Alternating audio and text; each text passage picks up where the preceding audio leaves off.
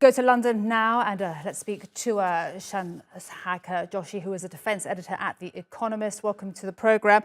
So, a lot to discuss here. Russia launched 81 missiles. We've just heard there from our correspondent there in Kyiv that I hope I'm pronouncing this right, the Kinzhal missile is difficult to intercept. How worrying is that?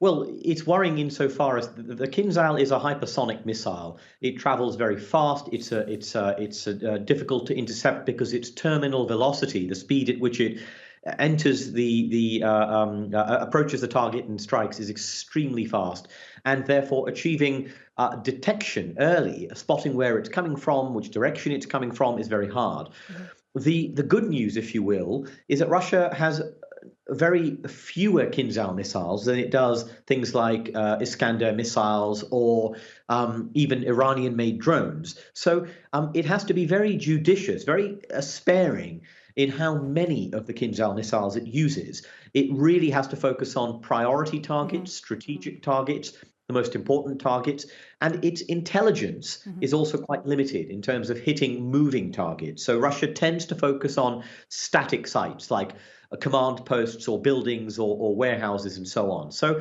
I think this is going to be a problem for Ukrainian air defense, but it is important to remember Russia does not have many of these. Okay, it doesn't have many of them, but what does Ukraine do in the meantime? Because Russia could get more. Well, it can only produce Kinzhals at a fairly low rate, but it can get more other types of missiles. Of course, it's building more of its own. It's also potentially buying ballistic missiles from Iran, which so far hasn't been willing to sell its most advanced missiles to Russia.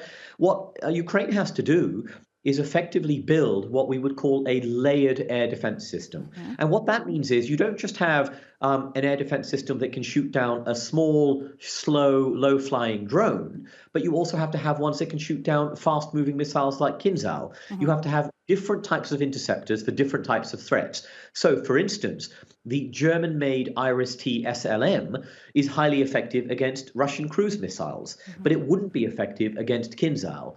For that, you would possibly need to have the American-made Patriot system that we are seeing delivered from Poland, from the United States, and I think from one or two other European allies. But those are very small in number. So Ukraine has to decide, do we protect our cities or do we protect our military forces? But ultimately, Ukraine needs more air defense systems. But I think as importantly, and people tend to forget this, it needs a continued supply of ammunition for the interceptor missiles that go into those air defense systems. Because if this happens week after week, month after month, over a long period of time, Russia is banking on exhausting Ukraine's supply of that ammunition. And just more broadly, right now, what does this say about Russia's strategy? And you made that point that they focus on targets that aren't moving. That is their speciality. Well, Russia's strategy is to exhaust Ukraine. It's to sap Ukraine's political will to resist and indeed to divert its military resources through strikes like this. They have been going on since October. They were part of a coherent campaign originally initiated by General Sergei Surovikin, who, of course, was the commander of Russian forces in Ukraine, has now been demoted and superannuated by General Gerasimov. But I would say ultimately the strategy is failing. It's a brutal strategy. It has inflicted great costs on Ukraine. It's very difficult for Ukraine to keep up like this and for it to endure these conditions, particularly in wintertime. But ultimately, is this going to lead to a strategic shift in Ukraine towards negotiations, towards submission? I would say no. And I think Russia's in an extremely desperate position on the battlefield, which is why we are seeing a greater emphasis on this aerial campaign against the power grid. So just to be clear, you say Russia's strategy is failing in Ukraine? Well, I think overall it's failing, but specifically its aerial campaign is also failing. It's been going on since we would say 4 or 5 months.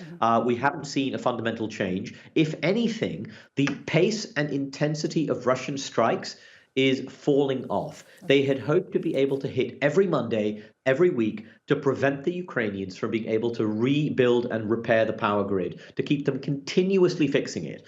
That has effectively failed. We are now, if you look at the gap between the strikes, they're getting bigger and bigger. And Ukraine is ultimately, the power is on. They're able to maintain society. They haven't seen a collapse of law and order or civil society. And so at that level, I think the Ukrainians can keep enduring these strikes as miserable as they are. And Russia ultimately, this isn't going to change what Russia really needs to change, which is its position on the front lines. Shashank Joshi speaking to us there from London, the Economist defence editor. Thank you so much for your time and your analysis today here on TRT World. Appreciate it so much. Thank you.